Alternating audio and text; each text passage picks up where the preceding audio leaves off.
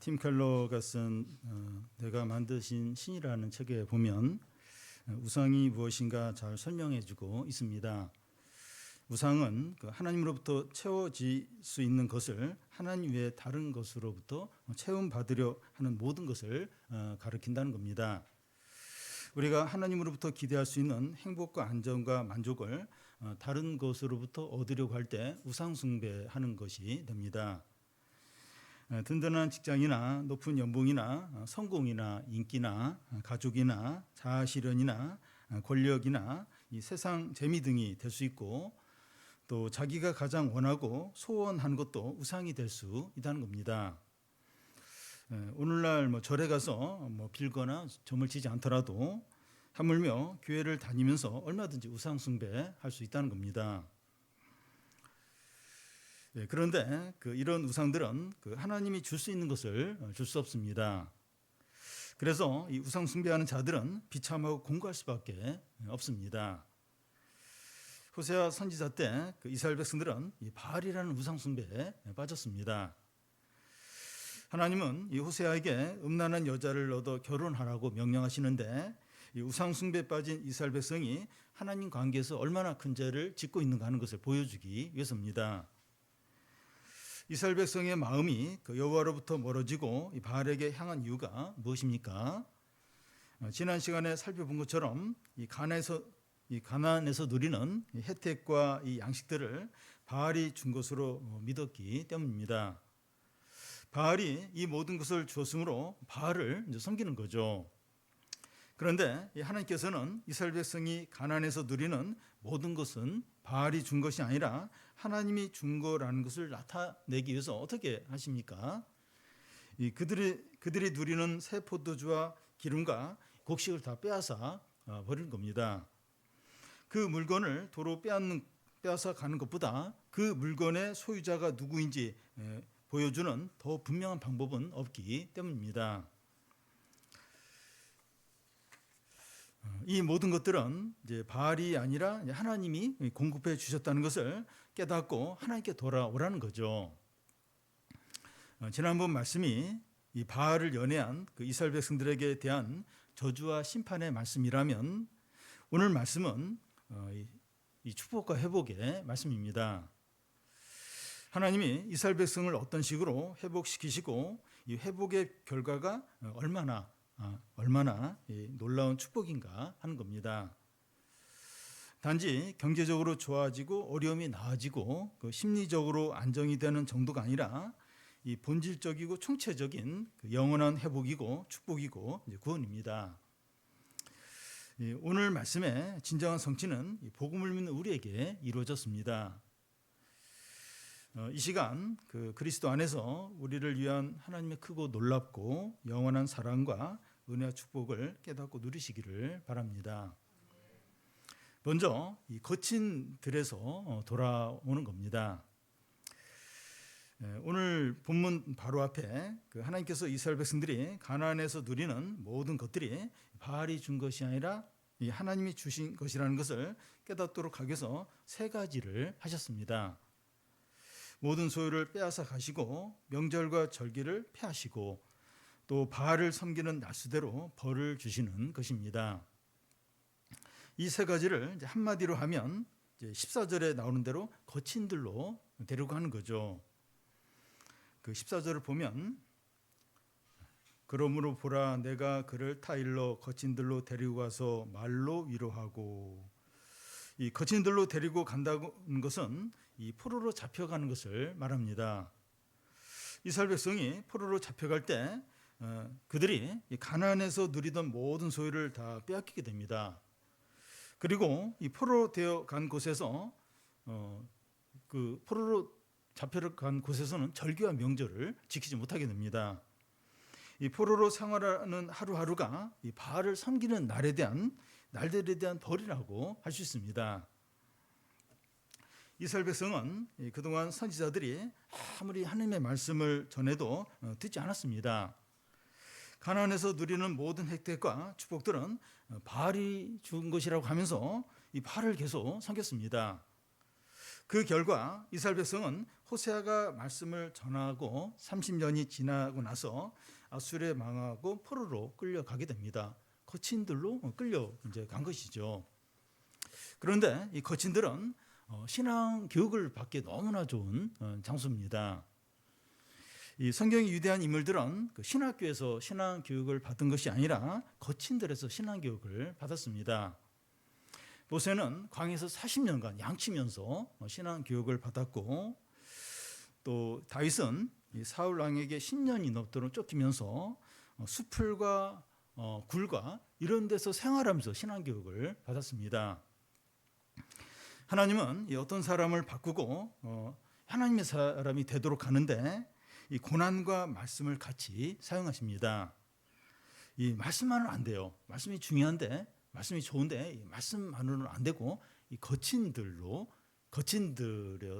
생활을 이제 하는 게 필요합니다. 아무것도 없고 고난 가운데 있을 때 말씀을 간절하게 듣게 되기 때문이죠. 하나님이 이스라엘 백성을 거친들로 데려가셔서 하시는 게 뭡니까?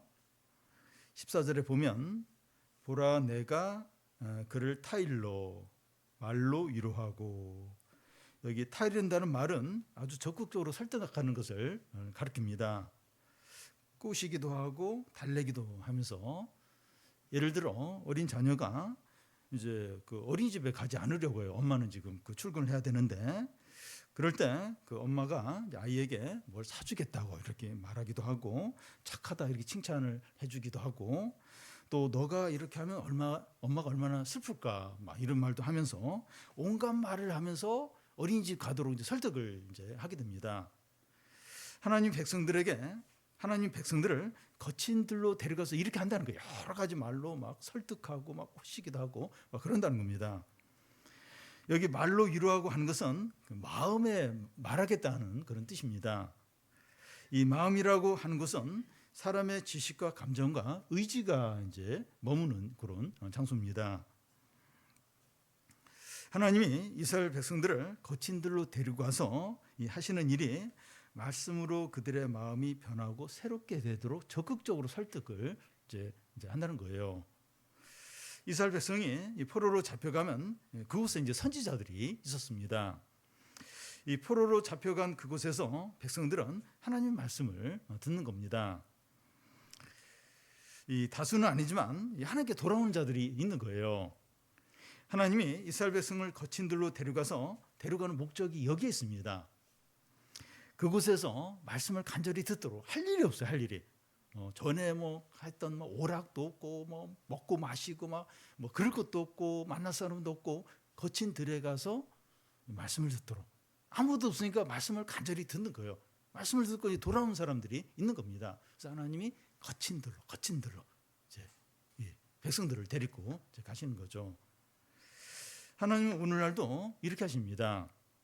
우리가 이 주님만을 사랑하고 의지하는 것이 아니라 다른 것들의 마음을 빼앗기고 우선적으로 여길 때 거친들로 데려가십니다. 그동안 너무 바빴어요. 만날 사람들도 너무 많았습니다. 또 재밌는 일이 너무 많아서 주님께 나오지 못했는데 주님이 다 가져가시고 막으시니까 어쩔 수 없이 주님 앞에 나와서 말씀을 들을 수밖에 없는 겁니다. 거친들에 있을 때 이 마음이 가난해져요. 겸손하기 때문에 말씀으로 마음을 받아들여요. 귀로 듣는 게 아니라 마음으로, 말씀을 마음으로 듣고 다 마음에 받아들이게 됩니다. 현재 우리가 거친들 가운데 있을 수 있어요. 어느 때보다도 힘들고 어렵고 고통스러운 시기를 보낼 수 있습니다. 어려움을 견디는 거예요. 이 고난을 견디는 그런 어떤 시기를 지금 보낼 수 있습니다. 하나님께서 우리를 거친들로 인도하셨다고 할 수 있죠. 우리는 이 거친들에서 빨리 벗어나기만을 바랄 것이 아니라 우리에게 들리는 말씀으로 믿음이 회복이 되고 하나님께 돌아오고 하나님과의 바른 관계를 회복하시기를 바랍니다. 우리가 새로워지고 변하고 믿음의 사람이 되시기 바랍니다. 이렇게 하는 것이 거친들에서 벗어나는 가장 빠른 방법이고 모든 것이 회복이 되고 하나님의 풍성한 은혜를 누리는 길입니다. 진정으로 그러합니다. 빨리 이 상황을 벗어나고 빨리 어려움 그게 아니고 빨리 하나님 관계를 회복하는, 그게 이 거친 들에서 벗어나는 가장 빠른 길이죠. 하나님의 이 축복과 은혜를 그러니까 회복되는 가장 빠른 이제 방법입니다. 진정으로 그러합니다. 성도들이 거친 들에서 영적인 회복을 하면 모든 문제가 그 해결되는 실마리가 이제 풀리게 돼요. 15절을 우리 같이 한번 읽겠습니다. 거기서 비로소 그의 포도원을 그에게 주고 아골 골짜기로 소망의 문을 삼아 주리니 그가 거기서 응대하기를 어렸을 때와 애굽 땅에서 올라오던 날과 같이 하리라. 이 거기서 비로소 하는데 거기서입니다. 이 거친 들에서 나와서 이 장소가 좋은 곳으로 옮겨지는 게 급한 게 아닙니다. 눈앞에 있는 어려움이나 힘든 상황이 빨리 해결되는 게 급한 게 아니에요. 우리는 이 말씀에 반응하고 믿음이 회복이 되고 이 하나님께 돌아오는 것보다 경제적인 문제나 질병이나 또 사람과의 관계의 어려움이 해결되는 것에 마음이 더 향할 수 있습니다. 그런데 거기서입니다. 거친들 거기서 말씀으로 마음이 바뀌고 하나님과의 관계가 회복이 되는 거예요. 그럴 때 거기서 그의 포도원을 되찾고 아골 골짜기가 소망의 문이 되고 이 애굽 땅에서 올라올 때처럼 기뻐하게 된다는 겁니다. 거친 들이고 이 포도원의 땅이지만 말씀에 온 마음으로 반응하고 하나님께 돌아올 때 그곳에서 모든 축복이 회복이 되는 겁니다. 우리는 이 순서를 분명히 해야 돼요. 우리의 마음이 말씀으로 새로워지고 하나님과의 바른 관계가 회복되는 게 먼저입니다. 그게 우선이에요. 그런 후에 외적인 회복과 상황의 변화와 어려움이 해결되는 게 따라옵니다. 이 순서를 분명히 해야 됩니다. 중요한 것은 내가 있는 거친들 가운데 말씀으로 정직히 반응하고 믿음을 회복하면 그곳에서 모든 회복과 응답과 능력과 기쁨이 넘치게 됩니다. 이 거친들 가운데서 백성이 하나님께 온전히 돌아왔을 때 어떤 축복들이 있습니까? 그 15절에 이제 세 가지가 나오는데 이 첫째는 그의 포도원을 그에게 주고, 이 빼앗았던 포도원을 다시 돌려주는 겁니다. 포도원은 이 기쁨을 상징하는데 모든 기쁨을 회복시켜 주는 겁니다. 단지 그 원상 회복 정도가 아니라 훨씬 더 많이 풍성하게 주시는 거예요. 둘째는 그 아골 골짜기로 소망의 문을 삼아 주리니, 아골은 이제 환란을 의미하는데 여호수아 때 아간이 범죄에서 처형당했던 그 장소죠. 이 포로로 잡혀온 이스라엘 백성들은 절망과 심판을 상징하는 아골 골짜기 같은 상태에 있었는데 그들이 말씀에 반응해서 하나님께 돌아오자 아골 골짜기 같은 그곳이 소망의 문이 되는 겁니다. 가장 어둡고 절망적인 곳이 이 아골 골짜기인데 이 아골 골짜기를 소망의 문이 되게 하셨다고 하는 것은 생명과 능력과 승리와 기쁨이 계속 된다는 거죠. 그러니까 아골 골짜기가 가장 절망적인 어떤 그런 상태를 말하는데 그 아골 골짜기를 소망의 문이 되게 하신다는, 그러니까 기쁨과 승리와 어떤 회복이 계속 이제 된다는 거죠. 더 이상 낙심하거나 두려워하지 말라는 겁니다. 셋째는 이 거기서 응답하기를 어렸을 때와 애굽 땅에서 올라오던 날과 같이 하리라. 여기 그 응답한다고 하는 것은 이제 노래한다 그런 의미로 이제 볼 수 있는데, 이스라엘 백성이 출애굽해서 홍해를 건널 때 백성과 모세와 미리암이 다 함께 승리와 이 기쁨의 노래를 부르면서 서로 화답한 것을 가리킵니다. 이 홍해가 갈라지는 구원과 승리와 능력과 영광과 기쁨의 노래를 부르는 것을 이제 말합니다. 거친 들에서 이 말씀으로 마음을 바꾸고 하나님께 돌아왔을 때 빼앗겼던 모든 것들이 회복이 되고 아골 골짜기 같던 그것이 소망의 문이 되고 홍해가 갈라져서 건널 때 그 큰 기쁨과 승리가 있다는 겁니다. 그러니까 그 거친 들에서 빨리 나오고 어려운 상황이 빨리 바뀌고 이것만을 바라는 것이 아니라 그 거친 들에서 들리는 말씀에 온 마음으로 반응하고 하나님께 돌아올 때 빼앗겼던 거 다 회복이 돼요. 아골 골짜기 같은 그런 상황이 소망의 문이 되고 이 홍해가 갈라지는 큰 기쁨의 어떤 회복이 있다는 겁니다. 거친 들에서 거기서 그 최악의 상황 거기서 말씀에 반응하고 거기서 하나님께 돌아올 때 거기서 이제 모든 회복이 있다는 겁니다. 여러분, 이 눈앞의 어려움이 해결되고 이 상황이 좋아지고 우리가 원하는 대로 되는 것이 우선이 아니에요. 그게 우선적인 게 아닙니다. 하나님께 돌아오고 하나님과 바른 관계로 회복하는 게 가장 우선이에요. 가장 우선입니다. 그럴 때 어떤 절망적인 상황에서도 소망이 생겨요. 진정한 승리와 구원의 기쁨이 있습니다. 우리가 지금 있는 자리에서 말씀에 온 마음으로 반응하고 믿음을 회복하는 것이 모든 승리와 소망과 부흥의 시작입니다. 다음은 이 돌아온 이스라엘과 하나님과의 관계입니다. 16절, 17절을 우리 한 절씩 교독하겠습니다. 여호와께서 이르시되 그날에 내가 나를 내 남편이라 일컫고 다시는 내 바알이라 일컫지 아니하리라.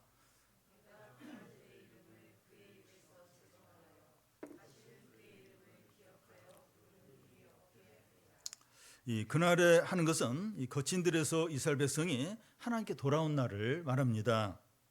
그날에 하나님이 이스라엘에게 뭐라고 말씀을 하십니까? 내가 나를 내 남편이라 부른다는 겁니다. 이 말씀은 이스라엘 백성들이 하나님을 부를 때 내 남편이요 여보 이렇게 부른다는 의미가 아니라 회개하고 돌아온 이스라엘과 하나님과의 관계를 말합니다. 정상적인 부부관계 같다는 거죠. 그런데 그동안 이스라엘과 하나님 관계는 어떠했습니까? 이스라엘 백성들은 바알에게 내 남편이라고 불렀고 하나님은 필요할 때만 찾는 정부같이 취급을 했습니다. 백성들이 바알에게 내 남편이라고 했다고 하는 것은 바알을 정식 남편으로 여겼다는 것이고 이 하나님을 이 정을 통하는 그런 남자, 이 정부로 여겼다는 것은 어렵고 아쉬울 때만 찾는 외간 남자처럼 여겼다는 겁니다. 그런데 그동안 이스라엘 백성은 하나님을 필요할 때만 찾고 욕심을 채울 목적으로 찾고 신실하지 않았고 헌신적이지 않았습니다. 그들의 마음은 바알에게 다 향해 있었고 하나님과의 관계는 형식적이었죠. 입술로는 하나님을 가까이 하지만 마음은 멀었습니다. 이것이 우상 숭배이고 여기서 이스라엘 백성의 모든 죄가 나왔고 이 죄 때문에 이스라엘은 망하고 포로로 끌려가게 되었던 겁니다. 우리도 이스라엘 백성처럼 우상 숭배를 할 수 있어요. 우리가 예배를 드릴 것이나 직분이 있는 것이나 섬기는 것이나 신앙 공백을 하는 것이나 성경 지식에 우리의 신앙이 달려 있는 것이 아니라 우리의 마음이 어디 향해 있느냐, 제일 우선적으로 여기는 것이 무엇이냐, 우리의 행복과 만족과 안전을 하나님께서 찾느냐 다른 것에서 찾느냐에 우리의 신앙이 달려 있습니다. 여러분, 하나님을 믿는다는 것은 신실한 가정의 부부관계처럼 우리가 하나님께 헌신하고 사랑하고 신뢰하고 신실해야 합니다. 우리는 우리의 행복과 만족과 안전을 주님께만 의존해야 합니다. 우리가 원하고 필요로 하는 것이 하나님이 아니라 다른 것이 아닌가 돌아봐야 합니다. 하나님은 아브라함에게 독생자 이삭을 바치라고 했는데 아브라함이 순종해서 이삭을 바치려고 했을 때 하나님이 이제야 너가 독생자보다 나를 더 사랑하는 줄 알겠다고 했습니다. 우리가 가장 중요하게 여긴 것이 무엇이든지 하나님보다 더 우선한다면 우상이 될 수 있는 겁니다. 그게 우상인 거예요. 하나님보다 더 우선, 그게 뭐든지 그게 우리 가족이든지 내 생명이라 할지라도 하나님보다 더 그게 우선이면 그게 우상이 될 수 있는 겁니다.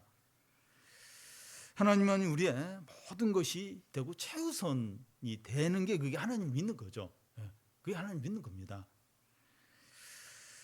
이것이 그 하나님을 더 이상 내 바알이라 부르지 않고 내 남편이라고 부른다는 의미죠. 이제 하나님 그렇게 하신다는 거예요. 그 너희들 입에서 더 이상 내 바알이라고 부르지 않도록 그렇게 하겠다. 하나님만을 내 남편이라고 부르겠다. 그 의미가 이거예요. 하나님이 나의 모든 것이고 최우선. 그게 이제 이 하나님을 믿는 거, 하나님을 내 남편이라 부른다는 이제 의미라는 겁니다. 그런데 하나님이 이스라엘의 남편으로 온전히 회복되었을 때 어떤 축복이 있습니까? 18절을 같이 한번 읽겠습니다. 그날에는 내가 그들을 위하여 들짐승과 공중의 새와 땅의 곤충과 더불어 언약을 맺으며 또 이 땅에서 활과 칼을 꺾고 전쟁을 없이 하고 그들로 평안히 눕게 하리라. 그날에는 한 것은 이 거친 들에서 백성들이 하나님께 돌아와서 하나님을 내 남편이라고 부르는 날을 가리킵니다. 그날에 어떤 일이 일어난다고 합니까? 내가 그들을 위하여 들짐승과 공중의 새와 땅의 곤충으로 더불어 언약을 세운다는 겁니다. 그동안 그 이스라엘이 바알을 연애하는 동안에 들짐승과 공중의 새와 곤충들이 이스라엘의 모든 소유를 다 먹어치웠습니다. 그런데 이제는 자연계의 모든 피조물들이 이스라엘을 공격하는 것이 아니라 돕고 섬기도록 하겠다는 거예요. 그 곤충과 이 들짐승과 다 언약을 맺어서 더 이상 이스라엘을 공격하지 않고 이스라엘을 돕고 섬기도록 하겠다는 겁니다. 또 활과 칼을 꺾고 전쟁을 없이 하고 평안히 눕게 이제 하겠다고 하는데 이 가장 큰 위협은 뭐 곤충이나 어떤 그런 것보다도 사람의 위협입니다. 며칠 전 그 일본도 그 1m짜리 되는 칼로 40대 남자를 해치는 그런 사건이 일어나서 큰 충격을 줬습니다. 그런데 전쟁은 이런 끔찍한 범죄들이 보편적으로 대다수에게 일어나는 거죠. 범죄와 전쟁이 없이 안전하고 평안하다는 것이 너무나 중요합니다. 우리는 이걸 이렇게 당연하게 여기는데 이렇게 전쟁이 일어나지 않는 거예요. 범죄들이 우리 주위에서 또 우리에게 일어나지 않는 그러면서 평안한 이게 얼마나 중요한 건지 모릅니다. 그런데 하나님께서 이스라엘 백성을 주위에 모든 나라들로부터 이렇게 보호해서 전쟁이 일어나지 않고 평안히 눕게 하겠다는 거예요. 자연계와 기후 재난과 범죄들과 전쟁이 사람들이 하는 것에 달려 있다고 하지 않고 하나님께 달려 있다고 합니다.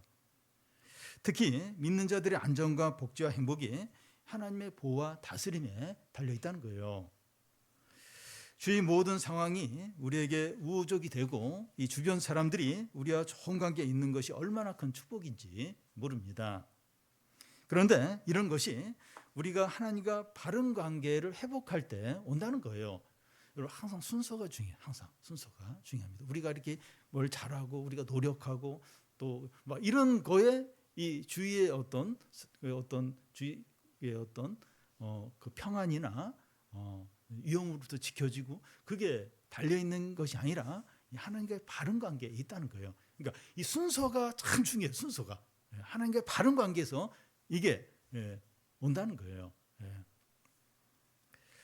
하나님과 바른 관계가 제일 먼저예요. 이 사람과의 관계도 중요한데 사람과의 관계보다 제일 먼저 중요한 게 하나님과의 관계입니다.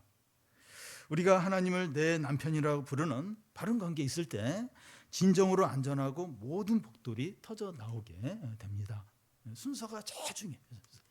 하나님과의 관계가 제일 우선이에요. 그래서 거기서부터 이제 모든 이런 어떤 축복들이 안전이 회복이 오는 겁니다. 마지막으로 여호와가 이스라엘에게 장가든다는 의미입니다. 이 시간 우리는 너무나도 충격스럽고 감당하기 어려운 하나님의 말씀을 접하게 됩니다.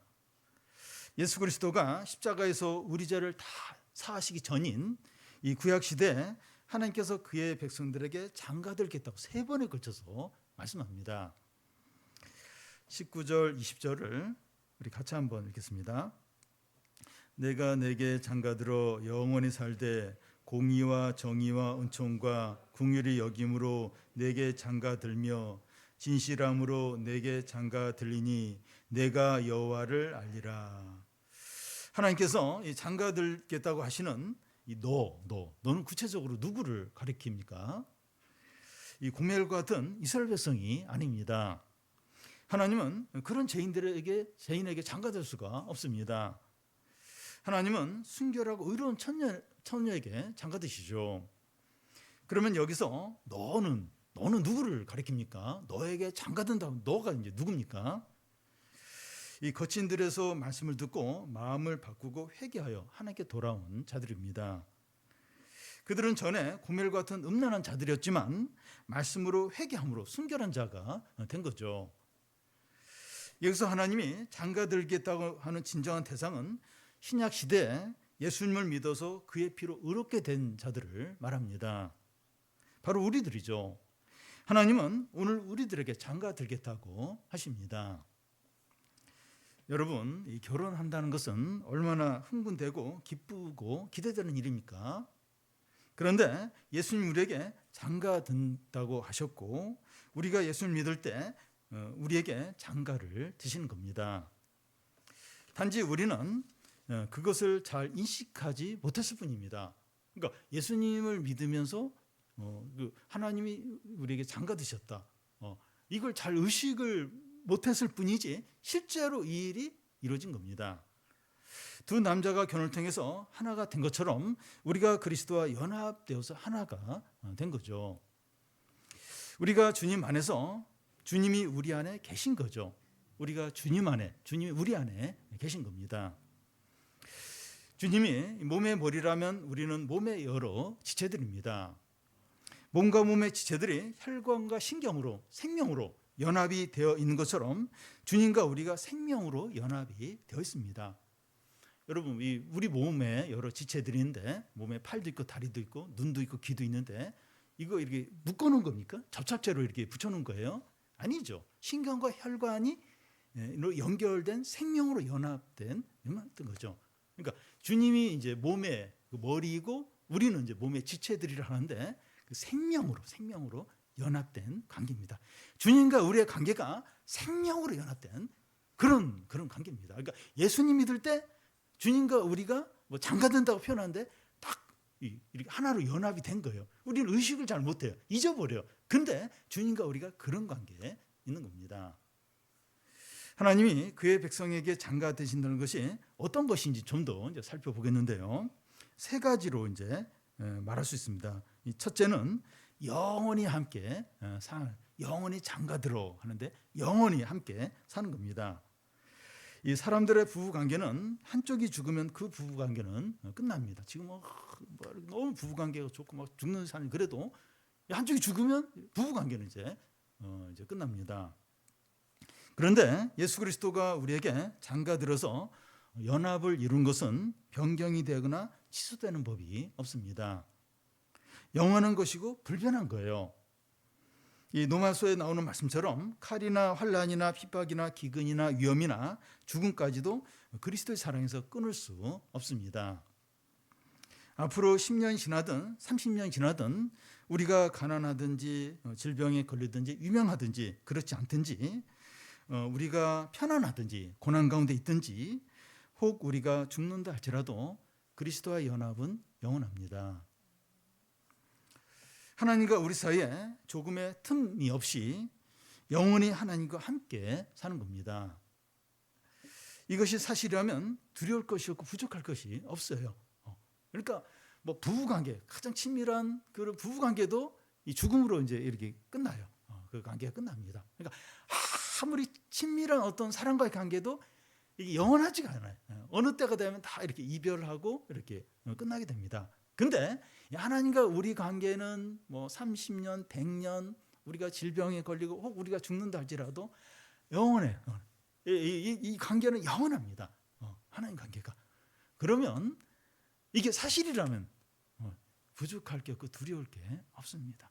그러니까 우리가 의식을 못해서 그렇지 이 하나님과 우리 관계 그런 관계예요. 이게 사실이라면 부족할 게 두려울 것이 없습니다. 근데 이게 사실이에요. 진리입니다. 이 장가드는 것이 어떤 것인지, 두 번째는 그 하나님이 공의와 정의와 은총과 궁율과 진실함을 가지고 이 장가를 이제 드는 겁니다. 하나님이 우리에게 장가 되실 때 그래 맨몸으로 그냥 아무것도 없이 오는 것이 아니라 공의와 정의와 은총과 궁율과 진실함이라는 보석들을 가지고 와서 우리에게 주십니다. 이것들은 이제 하나님의 성품인데, 하나님의 성품을 우리에게 주셔서 우리가 하나님의 성품을 갖도록 하시는 겁니다. 이것들은 이 선물 중에 최고의 선물이고 최고의 이 보물이에요. 보물. 이 보물 중에 보물, 보석 중에 보석, 최고의 보석. 하나님의 성품을 가지고 우리에게 장가들어서 우리가 이 성품을 가지고 살도록 이제 하시는 거예요. 최고로. 여러분 그렇잖아요. 이게 명품이나 뭐 최고의 어떤 뭐 브랜드 옷을 입고 막 뭐 다이아몬드 반지를 하고, 근데 성품은 참 너무 거기서 막 욕이 나오고 막 그렇게 명품을 두르고 막 아주 악한 죄를 짓고 그런 사람이 얼마나 많습니까? 근데 주님이 우리에게 장가들 오시는데 공의와 정의와 은총과 궁율과 진실함으로 그런 보석들, 최고의 보석을 가져와서 그 보석을 우리 마음에 새겨 넣는 거예요. 그래서 그런 성품으로 살도록 그런 존재가 되도록 하죠.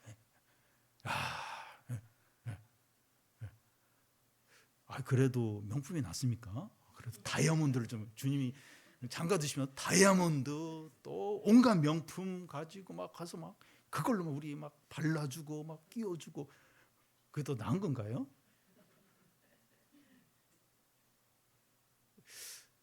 아니죠.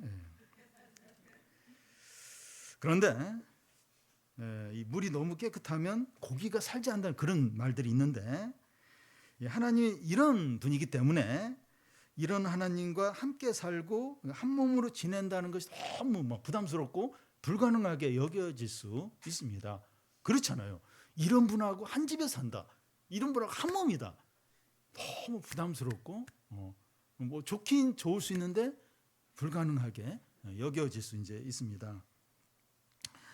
하나님은 공의와 정의의 하나님이신데 우리는 죄를 짓고 욕심대로 살 때가 많기 때문입니다. 생각으로도 막 악한 생각, 막 나쁜 생각, 막 교만한 생각, 음란한 생각, 막 이런 걸 할 때가 있어요. 근데 그걸 하나님이 다 하신다.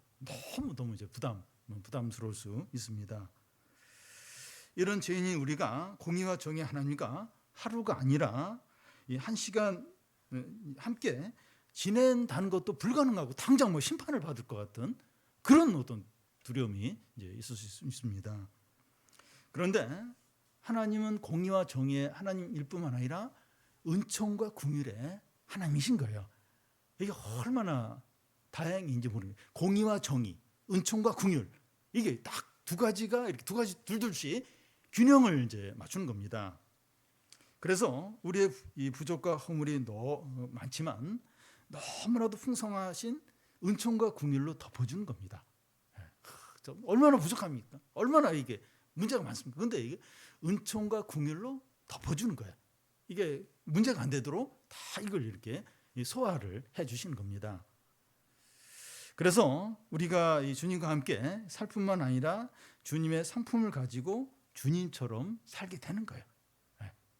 이 부족을 은총과 궁율로 다 덮어서 주님의 성품을 가지고 주님처럼 이렇게 살게 하시는 겁니다. 이게 복 중의 복이죠. 복 중의 복입니다. 하나님이 장가든다는 것이 어떤 것인지 세 번째는 그 20절 끝에 나오는 것처럼 내가 여호와를 알리라. 그러니까 우리가 하나님을 알게 된다는 겁니다. 부부 관계만큼 서로를 잘 아는 사이는 이제 없습니다. 부부가 서로를 잘 아는 것은 서로에 대한 자세한 이력서를 읽었기 때문이 아니죠. 결혼하기 전에 서로의 이력서를 교환하고 이 사람의 매뉴얼, 이렇게 이 사람은 뭐 이렇게 뭐 좋아하는 거 뭐고 이 사람을 어떻게 화나게 하려면 화나게 했을 때 어떻게 해야 될까 매뉴얼을 이렇게 쫙 읽고 그래서 이제 이 사람 이런 사람이구나 그렇게 아는 게 이제 아니죠. 서로와 함께 그 서로 함께 생활하는 걸 통해서 이제 알게 됩니다. 우리가 그리스도를 아는 것도 마찬가지입니다. 우리가 그리스도와 연합하고 함께 동행하기 때문이죠. 성령이 우리 안에 거하시기 때문입니다. 우리가 성경을 읽거나 경건서적을 읽거나 말씀을 들을 때 이해가 되고 믿어지고 기쁨이 생기고 힘이 생기는 게 은혜입니다.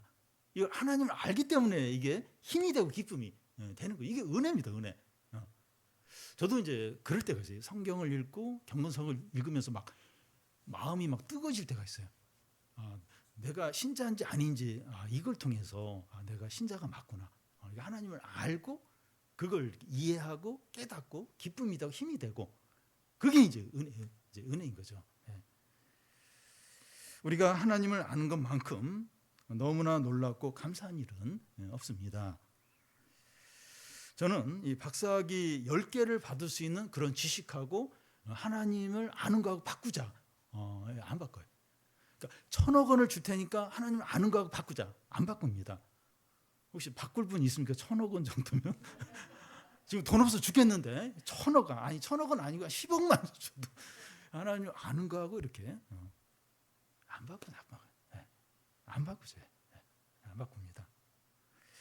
하나님을 알고 누리는 것이 가장 큰 복이고 보물이기 때문이죠.